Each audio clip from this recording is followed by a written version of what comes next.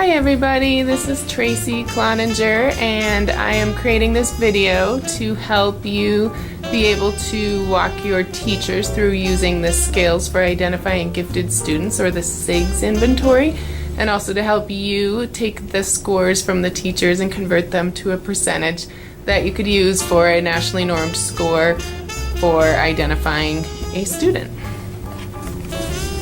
So the first really helpful thing in the SIGS book for you to look at, and even every year I like to look at it to remind myself how to help the teachers use this form, are pages 2 and 3, and I think it goes on to page 4.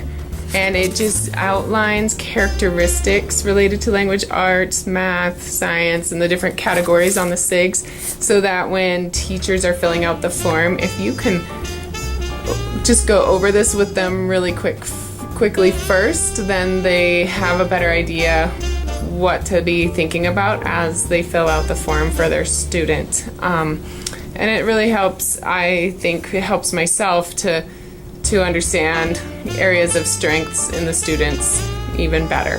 So just peruse pages 2 through 4 and maybe make a copy for your teachers, or sit down with them and go over it with them just so that they understand how to fill out the form. Okay, I made a photocopy of the form that the teachers fill out just for the purposes of this video, because I haven't gotten my forms yet from the district, but this is what a teacher will fill out. I like to fill out, the student's name and that information for them, and then I pass this form to the teachers, but I let them know that they only really need to fill out the area for the student's strength, because if I ask them to fill out the entire form, you'll see it's really big. And they get pretty overwhelmed by it. So what they'll do is usually they all fill out the general intellectual ability section. Up here they circle the number that corresponds with the statement, and then they add it up and give me a total. I ask them to please just do the math for me, because then I have to do a lot of other conversions. So then there's, the language arts section, math section, there's a section for science and social studies, and also for creativity and for leadership, which are really interesting categories. On the front then, I will take the raw score for each category that the teacher filled out.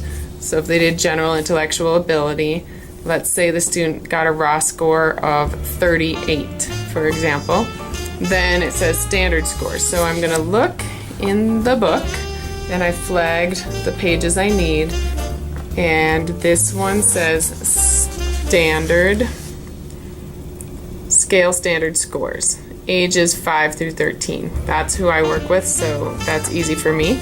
So general intellectual ability, I'm going to look raw score 38. I'll move across. I go down to 38, move across, and it says 117.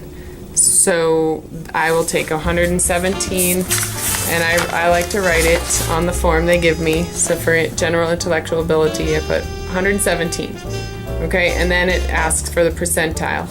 That's the percentile you can use as a normed qualifier for identification. So I go to this table where it says converting standard scores to percentile ranks for general norms sample. Right, so 117 is what I had for that score, so I'm going to go down here to 117. And the percentile rank is 87.